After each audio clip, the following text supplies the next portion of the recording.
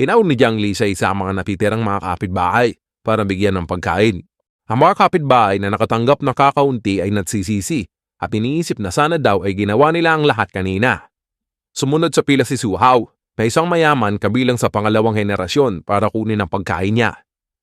Pinitik ni Jiang Li ang isang candy at sinabing yan ang pagkain mo ngayong araw. Makita ni Su Hao na ang ibang mga kapitbahay ay kahit papano ay may mga biskwit at ang sa kanya ay candy lamang. Nagreklamo ito at humangal. Hindi ito pantay. Bakit ito lang? Sumagot si Jiang Li. Lakas pa talaga ng loob mo magreklamo ano?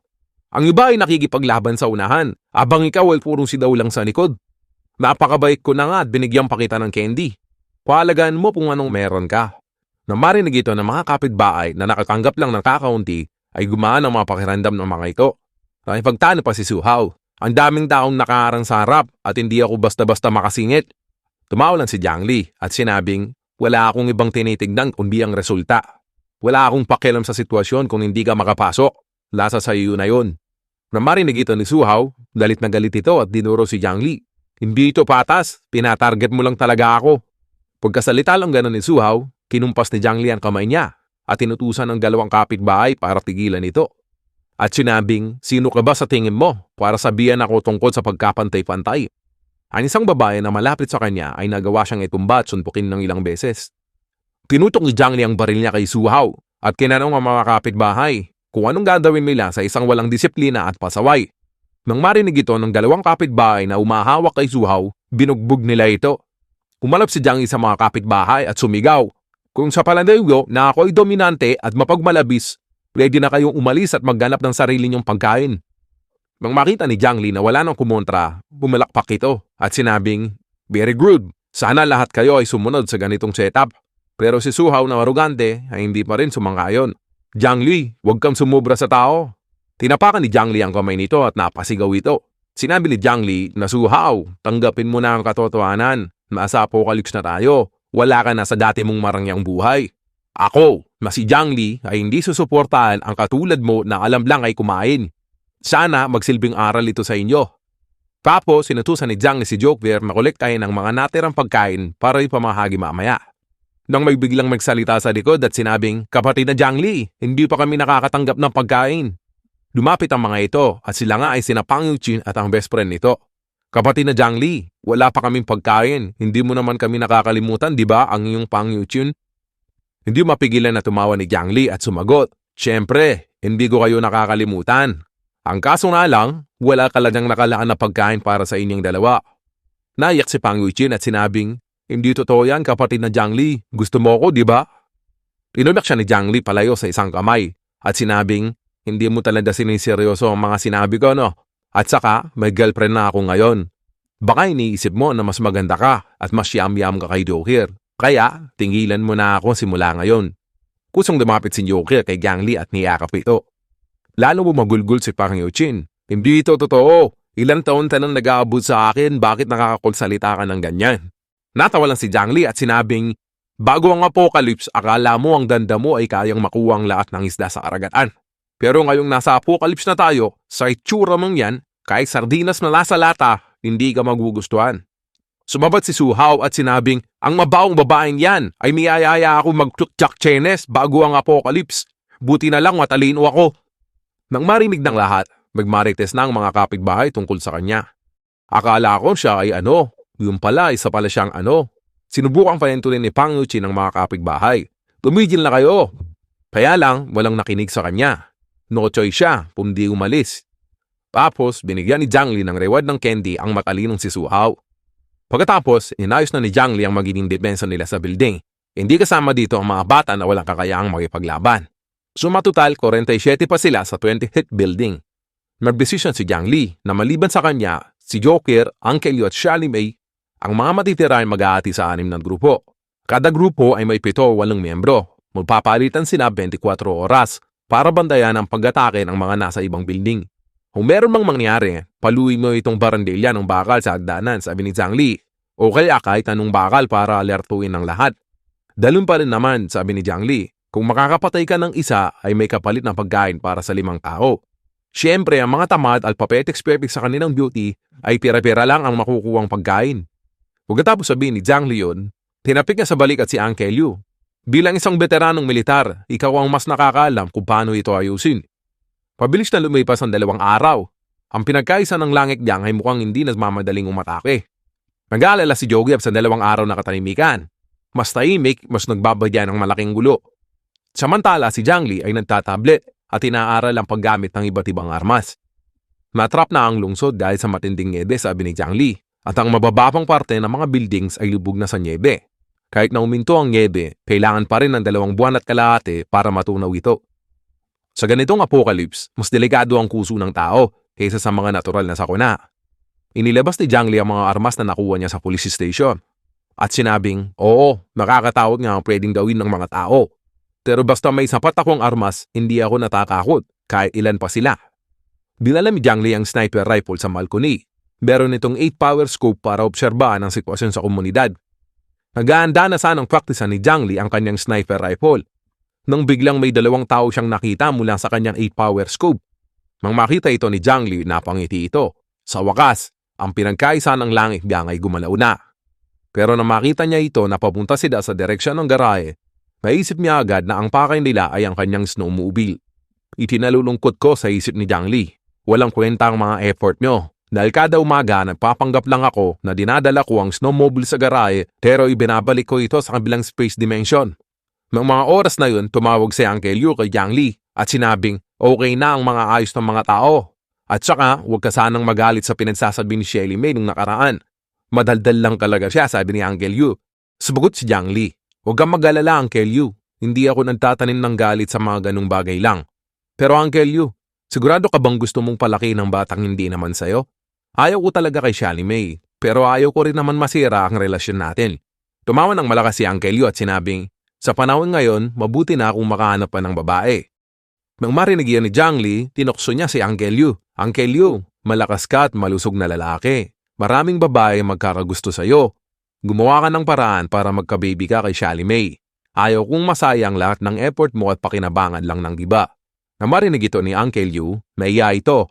Alam na alam niya na dapat ang mga lalaki ay naalagaan ang sarili nilang kadugo. Tsaka ako na pag-iisipan niyan, sagot ni Uncle Yu. Kung tutuusin, katapusan na ng mundo. At saka, halos hindi kami nakakakuha ng sapat na pagkain. Kaya kailangan talagang pag-isipan ang pagkakaroon ng anak. Naisip ni Jiangli na mahirap magkomento pagdating sa pamilya ng iba. At tinanong si Joker, kailangan talagang hindi pa dalos-dalos sa mga ibang bagay, iba? Tama, sabi ni Joker, sabay yum-yum. Sa kabilang banda, ang grupo ng pinagkaisa ng langit ay nakapasok na sa labi ng building sa kabila ng nababalot na dilim. Pinamumunuan ito ngayon ni Wang Wei, pamangkin ni Wang Tian, at nagdala ito ng 8 membro. Nang paakyat na sila sa hagdanan, may biglang lumipad na bato papunta sa kanya. Buti na lang nakareact siya kaagad at nailagan ito. Biglang nag-echo ang ingay na galing sa pagkalampag ng bakal sa buong building. Sabay sigaw ng, may kalaban, may kalaban! Ang mga bastardong pinagkaisa ng langit gang ay umaatake. Galit na galit si Wang Wei at sinabing, subib mga kapatid, ubusin na natin ang mga duwag na ito. Pagkasabi niya, pinangunahan niya ang pagsugod sa hagdan. Hindi niya alam na dahil sa reward na pagkain ni Jiangli, ang mga kapitbahay ay parang tinurukan ng pampalakas. Ilang sandali lang, napatay nila ang ilang miyembro ng gang. Nang makita ito ni Wang Wei kung gaano sila kapuso, sinigawan niya ang mga kasama niya para tumakas. Nang makita ng mga kapitbahay na tumakbo lang ang mga gang, hindi na nila ito inabol. Masyadong malala ang niebe sa labas at mas delikado kung sila'y maambus. Nagising si Jiangli sa ingay ng bakal at nasabing, etong mga taong ito magaling talagang tumiming. Bigla may naisip si Jiangli. Sa wakas, sabi niya, may pagkakataon na ako para makapag-practice sa pagbaril. Sabi nila, ang sniper rifle ay malakas, kaya kahit lagpas 500 metro. At kung sa loob ng 500 metro, ito ay malakas at tumpak. Milabas ni Jiangli ang sniper rifle niya at sinabing, ngayon, walang makakaligtas sa inyo. Pinosisyon niya ang kanyang sniper. Pinasinta ang isang miyembro ng gang. At dahil sa kanyang 8-times scope ay kitang-kita niya, kahit ibla ng buhok na nasa ilong ng kalaban. Nang kinalabit na ni Jiangli ang gatilyo, kaboom! Nakakabinging putok ng baril ang bumasag sa katahimikan ng gabi. Sapo ng isang membro ng gang na tumatakas. Nang magawa ito ni Jiangli, pinuri niya ang sarili niya at sinabing, pinanganak talaga yata ako para maging isang marksman. Ang mga natitirang membro ng gang ay nagula at mapakot. Napahurang mga ito, anak ng 7 kuba ay bumabaril. Bilisan nyo! Hindi na sila nagdalawang isip at tumakbo pa ng mas mabilis pabalik sa kanilang building.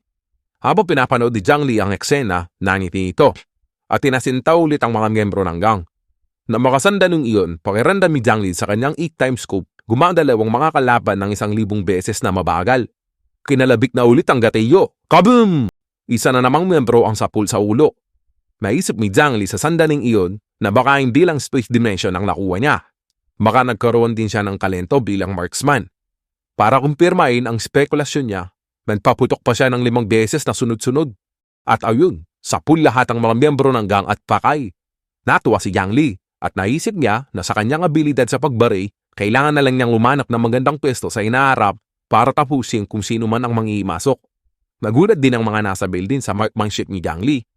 Maging sanhi rin ito para hindi na ituloy kung meron mang masamang balak ang mga kapitbahay kay Jiang Li. Sa sumunod na umaga, pinadanda ni Joker ng isang bangkok ng noodles si Jiang Li. At kinakabahan na ng tanong ito, ikaw ba ang nagpapaputok ng baril kagabi? Nangiti lang si Jiang Li at sinabing, ang pinagkaisa ng langit gang ay umatake na naman ng kaliin kagabi. Kaya ayun, pinadala ko na sila sa langit. Nang marinig ito ni Joker, tuwang-tuwa ito at hangang-hanga kay Jiang Li. Ang galing mo, Jiang Li, sabi ni Joker. Nung una, sumama lang si Joker kay Jiang Li para makasarvive sa apocalypse. Pero ngayon, napansin ni Jiang Li na nagkakagusto na at nauulog na si Joker sa kanya. Ang panggap lang na kalmado si Jiang Li sa harap ni Joker. Pero sa loob-loob niya, kinikilig ito. At iniisip niya na papaano nangyari na ang isang katulad niya na simple sa nakaraang buhay niya ay magiging magaling at yam-yam sa mga mata ng magagandang babae.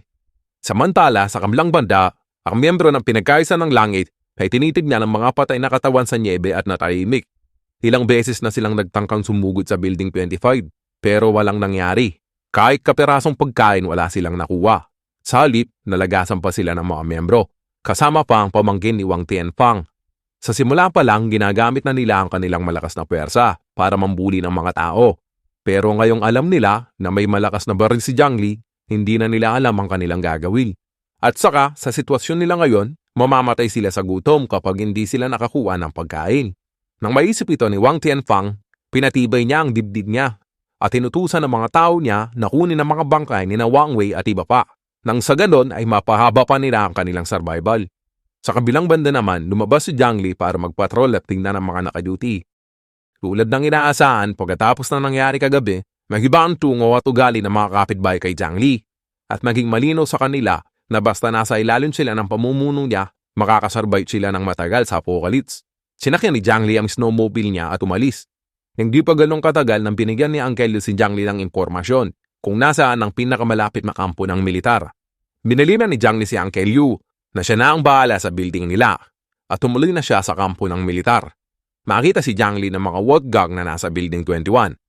Nagkataka sila kung saan tinatago ni Jiang Li ang snowmobile dahil kahapon lang ginalugad nila ang buong garahe at wala silang nakita.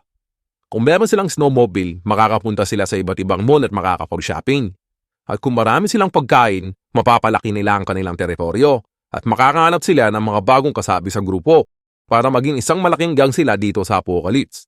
Magsalita si Xialo kay Wang Chang.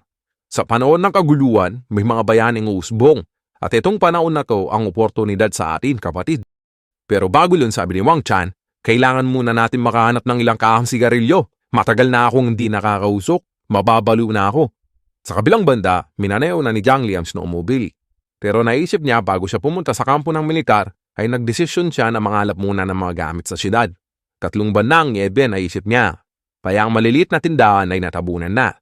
Para makakuha ng mga supply, dapat sa malalaking supermarket ng syudad. Naalala ni Jiang Li ang Walmart na nasa K-Mob kung saan siya nagkatabaho. Bagamat ang pinakamalaking warehouse ay nalimas na niya bago mag-apocalypse, may mga maliliit pa rin ng mga supermarket na katabi nito na malamang ay may supply na pakikinabangan. Ilang sandali lang nakarating na si Jiang Li sa South City Warehouse District. Lahat ng produkto na papunta sa malalaking syudad ay dumadaan dito. Naisip ni Jiang Li kung makukuha niya lahat ng supply dito, kahit 1,000 taong papakainin niya ay hindi ito magiging problema. Kaya lang na binasag niya ang bubong na salamin, na-discover niya na alos wala na ang mga supply at inilipat na bago pa lumala ang niebe. Bumaba pa rin si Jiang Li para tingnan kung may natira. Nakakita siya ng mga malalaking truck at mga mamahaling sasakyan. Kahit nawala na itong pakinabang ngayon, sabi ni Jiang Li, sinong nakakaalam baka magamit ang mga ito sa ibang bagay sa inaharap. Nangalap pa ng ibang mga gamit si Jiang Li sa ibang warehouse. Pagkatapos, naisip niya na ang pangunahing gamit niya sa transportasyon ngayon at sa inaharap ay ang snowmobile. Kaya naisip niya na baka hindi maging sapat ang gasolina na meron siya ngayon. Kaya pumunta siya sa gas station. Magulat si Jiang Li sa inabutan niya. Nabalutan na ng niebe ang buong gas station. Signboard na lang ang nakikita. Napahiga si Jiang Li sa niebe at sinabing problema ito. Kung meron lang sana akong panghukay. Napatayo si Jiang Li at napaisip siya. Kung meron ba siyang nakuha at nailagay na backhoe kanina. At meron nga, para din nilabas niya ito. Ang niebe ay di pa naman namuo na parang yelo, kaya madali lang hukayin ito, sabi niya. Buti na lang, sabi ni Jiang Li, may karanasan ako sa pagmamaneo ng forklift sa warehouse dati. Kaya hindi ako mahirapang maneoin ito. Ang simulang hukayin ni Jiang Li ang gas station. Pagkatapos ng 2 oras na paghukay, may biglang tumunog na bakal na tumama sa kamay ng backhoe.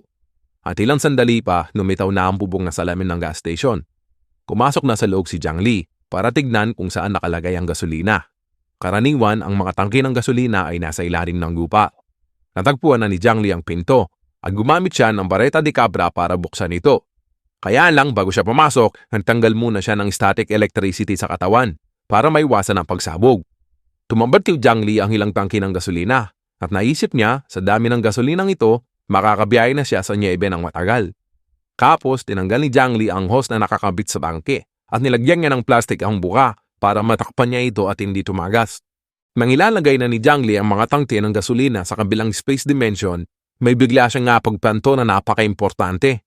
Maisip ni Jiang Li na dahil sa kapal ng niebe, ang lahat ay halos paralisado, pero siya hindi. Kaya niyang tumawid at pumunta sa iba't ibang lugar. At saka, meron siyang mga heavy equipment na panghukay. Kaya ibig sabihin, lahat ng mga supply at kagamitan na nakabaon sa niebe ay kayang-kaya niyang kunin kung kailan niya kailangan. Pagkatapos malipat ni Jiang Li ang mga tangke ng gasolina sa kabilang space dimension, ay alas 8 na ng gabi. Kaya napagdesisyonan niya na magpalipas muna ng gabi doon. At bukas na lang siya ng umaga pupunta sa kampo ng militar na sinasabi sa kanya ni Uncle Liu. Samantala, sa residential area, ang isang halakmang kapitbahay ay mataas ang landmark. Walang magawa si Joker dahil na kay Jiang Li ang mga gamot. Diyang dumating si Uncle Liu na may dalang box ng gamot para sa bata at sinabing ito yung mga gamot na ibinigay sa akin ni Jiang Li nung nakaraan. May kaunti pang natira. Painom natin sa bata. Tapos tinapik niya sa balikat ang kapitbahay. Huwag kang mag-alala. Kapag bumalik si Jiang Li sa pagkakataong ito, mas magiging maayos na ang buhay ng lahat. Dahil sa gamot na ibinigay ni Uncle Liu, ang makaas na lagnat mang bata ay bumaba na. Kaya lang pinalalahanan ni Joker ang nanay na bantayang maigi ang kondisyon ng bata. Lalo na ang mga sanggol ay madaling kapitan ng lagnat sa ganitong kalamig na panahon. Pagkatapos magbigay ng paalala, halos hindi pa nakakakbang ng pababa si Joker nang biglang sumigaw ang babae sa likod niya. Si Auntie Lynn na isang neighborhood committee ay sinugod ng mag-ina gamit ang maliit na kutsilyo at sumigaw, ang apo ko ay patay na, hindi rin dapat mabuhay yung sayo. Nang marinig ito ng ina, sinangga niya ang kutsilyo at tinamaan siya sa liig. Nasalo ni Joker ang sanggol na nabikawan ng ina.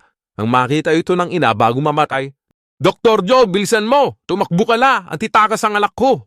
Tinutok ni Auntie Lynn ang kutsilyo kay Joker at sumigaw. Kayong mga walang puso ang pumatay sa apo ko. Walang makakaligtas sa inyo. Nang makita ni Joker na baliw na si Auntie Lynn, hindi na ito nagsalita. Tumakbo na siya paakyat habang awak ang bata. Pero inabutan at nauli pa rin ni Auntie Lynn sa paa si Joker. Inamba na ni Auntie Lynn ang kutsilyo at sinabing, lalo na ikaw, Dr. Joe, dapat kang mamatay dahil hindi mo nailigtas ang apo ko. Nang sasaksakin man niya si Joker, buti na lang dumating si Uncle Liu at nagawa niyang sipahin si Auntie Lynn. Pero tinamaan pa rin siya sa kaliwang kamay. Ang makita ni Uncle Liu na walang tama si Joker ay nakahinga ito ng maluwag. Kung sakaling nasaktan si Joker ay hindi niya maiharap ang sarili niya kay Jiang Li para magpaliwanag.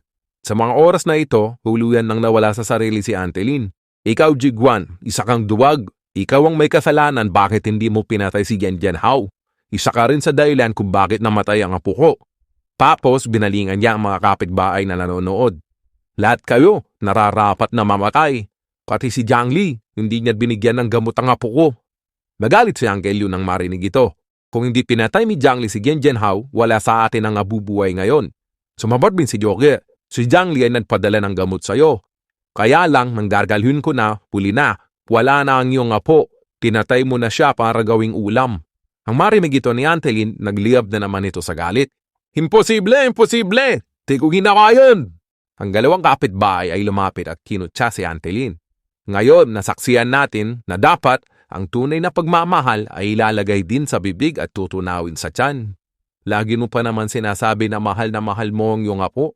Marami ka na rin ginawang kasuklam-suklam na mga bagay. Hayaan mong tulungan ka namin papuntang impyerno. Magsimbi ng later ang isang kapitbahay at pinainitan muna si Auntie Lynn bago pinatay.